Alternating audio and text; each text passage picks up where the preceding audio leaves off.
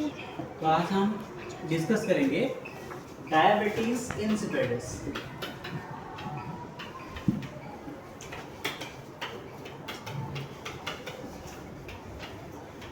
तो देखो, एक हार्मोन है, उसका नाम है एडीएच।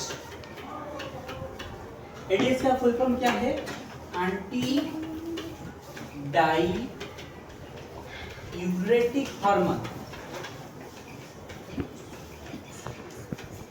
इसको ही बोलते हैं भासोप्रेसिन।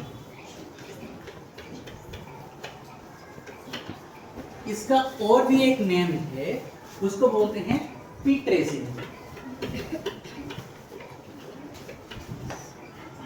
एक ही हार्मोन है, डिफरेंट नेम्स है, ठीक है।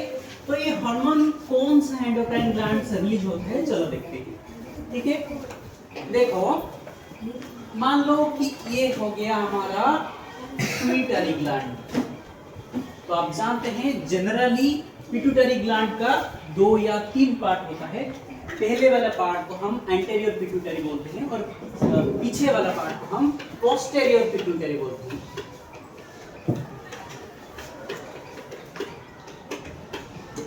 क्या बोलते हैं? Posterior pituitary. इसी को ही बोला जाता है पार्स नर्वोसा।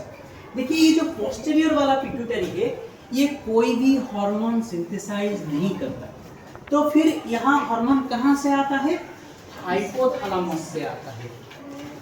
हाइपोथैलेमस ये ब्रेन का एक पार्ट है। यहाँ से न्यूरॉन्स आता है पोस्टेरियर पिट्यूटरी को। तो हाइपोथैलेमस से हार्मोन सिंथेसाइज्ड होते हैं और वो कैरी होके आते हैं पोस्टेरियर पिट्यूटरी। तो पोस्टेरियर पिट्यूटरी में वो हार्मोन स्टोर होते हैं। कौन सा हार्मोन? एक तो हो गया एडीएच और दूसरा एक है ऑक्सीटोसिन। तो अभी हम पढ़ रहे हैं एडीएच के बारे में। तो ADH is originally synthesised by hypothalamus and secreted by posterior pituitary. तो ये हो गया, ठीक है। तो ये जो एडीएच है, इसको हम बोलते हैं एंटी डाईयूरेटिक हार्मोन। तो क्यों ऐसे बोलते हैं? इसका अगर डेफिशिएंसी हो जाएगा तो एक डिजीज हो जाएगा, हमें डिसऑर्डर हो जाएगा। उसका नाम है, क्या नाम है? Diabetes insipidus. देखिए, और एक डायबिटीज है, डायबिटीज मेलाइटस। वो इंसुलिन के डेफिशिएंसी से होता है, इंसुलिन हार्मोन का डेफिशिएंसी होता है। उससे अभी हमारा कोई मतलब नहीं है, हमारा मतलब अब एडीएच से है। तो ऐसा क्यों होता है? देखिए, ये मान लीजिए ये नेफ्रॉन्स हैं,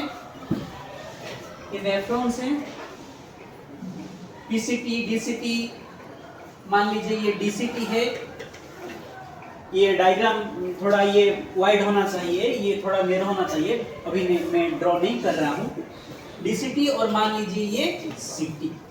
ये जो डीसीटी है और सीटी है, उसमें कुछ प्रोटीन्स रहता है। उसका नाम क्या है? Aquaporins. Aqua means water, porin means pore. तो मान लीजिए कि वाटर पोर, इसका काम क्या है? वो क्या करते हैं, जो फिल्ट्रेट होता है, फिल्ट्रेट में वाटर तो होता ही है, तो ये वाटर को फिर से रीअब्सॉर्ब कर लेते हैं, इंटरस्टिशियल फ्लूइड को भेज देते हैं और बाद में ब्लड को चल जाता है। तो क्या होता है? एक्वापोरिन का काम क्या है? वाटर को रीअब्सॉर्ब करना। तो ये जो एक्वापोरिन्स है, ये हमेशा प्लाज्मा मेम्ब्रेन पर नहीं रहता है। जब एडीएच आता है तो भी वो प्लाज्मा मेम्ब्रेन पर रिक्रूट कर दिया जाता है और तभी वाटर का एब्जॉर्प्शन होता है, वरना नहीं होता। तो अगर एडीएच का डेफिशिएंसी हो जाएगा तो यहाँ एक्वापोरिन्स नहीं रहेंगे। अगर एक्वापोरिन्स नहीं रहेंगे तो वाटर रीअब्सॉर्ब नहीं होंगे।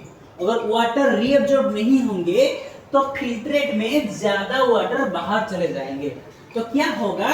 बहुत सारा यूरिन फॉर्मेशन होगा, मतलब यूरिन का वॉल्यूम ज्यादा हो जाएगा और उस कंडीशन को हम बोलेंगे डायबिटीज इंसिपिडस। Thank you.